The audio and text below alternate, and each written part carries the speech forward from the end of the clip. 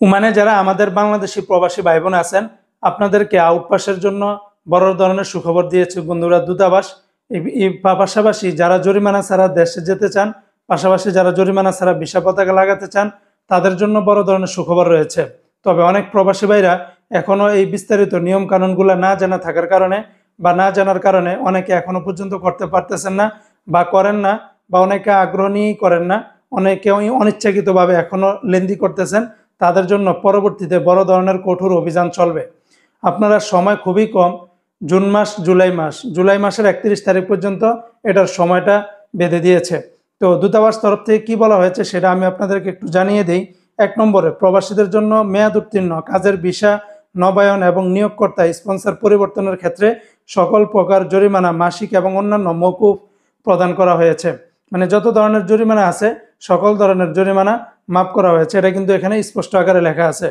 2 নম্বরে, অন্য যে কোনো প্রকারের মেয়াদ উত্তীর্ণ ভিসার ক্ষেত্রে, যেমন ফ্যামিলি ভিসা বা ভিজিট ভিসা, তারপরে আরোপিত জরিমানা মাসিক বা অন্যান্য, এগুলো কিন্তু মাফ করে দিয়েছে। পাশাপাশি আপনারা বাংলাদেশে সারা জীবনের জন্য চলে যেতে হবে জরিমানা ছাড়া। যারা ফ্যামিলি ভিসা বা ভিজিট ভিসা আছেন তারা আপনারা বাংলাদেশে যেতে পারবেন, তবে ভিসা পতাকা লাগাতে পারবেন না। ভিসা পতাকা লাগাতে চাইলে সেটা কিন্তু আপনারা জরিমানা দিয়েই ভিসা পতাকা লাগাতে হবে। 3 নম্বরে উল্লেখ করা হয়েছে যে এই যে জরিমানা ফি বা আউটপাসের মেয়াদটা, সেটা আগামী 31 জুলাই 2025 সাল পর্যন্ত চলমান থাকবে। তো আপনারা আশা করি বুঝতে পারছেন। তবে এই ক্ষেত্রে আমি আপনাদেরকে, যারা ফ্যামিলি ভিসা বা যারা ভিজিট ভিসা বা যারা ব্লক প্রবাসী বা যারা আনব্লক প্রবাসী, আপনারা যারা একেবারে বাংলাদেশে যেতে চান, আপনারা অবশ্যই শ্রম মন্ত্রণালয়ের যে ওয়েবসাইট রয়েছে সেখানে আপনারা আবেদন করতে হবে। আগে সর্বপ্রথম আপনাদের কাজ হচ্ছে আবেদন করা। আবেদনটা আপনারা সানাদ অফিসের মাধ্যমে করতে পারবেন, বা বিভিন্ন ট্রাভেল এজেন্সির মাধ্যমে করতে পারবেন, বা মোবাইলের মাধ্যমে করা যায়। তবে সেটা অনেকের ক্ষেত্রে পারেন না, বা অনেকে এটা বিষয়টা ভালো করে না বোঝার কারণে আপনারা সানাদ অফিসের মাধ্যমেই করবেন।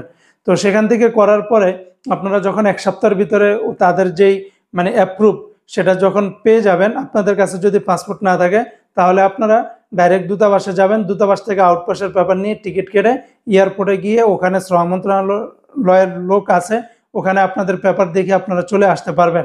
আর যাদের কাছে পাসপোর্ট আছে আপনারা দূতাবাসে যাওয়ার প্রয়োজন নাই। আপনারা ওই যেই অ্যাপ্রুভাল পেপার, এই পাসপোর্ট টিকিট কেটে আপনারা সরাসরি এয়ারপোর্টে গিয়ে ওখানকার যেই লোকেরা আছে ওদেরকে দেখালে ওরা ওই সিস্টেম মতো আপনাদেরকে তারপরে বাংলাদেশে পাঠিয়ে দেবে। আর যারা ভিসা পতাকা লাগাবেন তারা কিন্তু বাংলাদেশে আসার জন্য শ্রম মন্ত্রণালয়ের ওখানে আবেদন করবেন না। তারা আপনার যেই মালিক আছে, আপনাদের যেই ওমানি নাগরিক, যদি আগের মালিকের আন্ডারে লাগাতে চান তাহলে তার সাথে আলাপ করবেন। আর যদি আগের মালিকের আন্ডারে না লাগান, নতুন মালিক চান, তাহলে আগে নতুন মালিকের আন্ডারে কথা বলেন। তারা যেভাবে বলে সেইভাবে আপনারা কাজ করবেন। এখন অনেকে বলবে যে ভিসা লাগাইতে কিছু টাকা চায় বা নেয়, তো সেক্ষেত্রে ভাই যেভাবে হোক আপনারা দিয়ে লাগান না, যেভাবে পারেন ভিসা পতাকা লাগান। আর যাদের ব্লক আছে তারা আপনার নিজস্ব মালিক ছাড়া অন্য কারো মাধ্যমে জীবনে কখনো ব্লক উঠাতে পারবেন না। তাই আপনার নিজের মালিকের সাথে যেভাবে পারেন সমঝোতা করেন। সমঝোতা না হলে আপনি দেশে এসে যান, সেটাই হবে আপনার জন্য বেটার।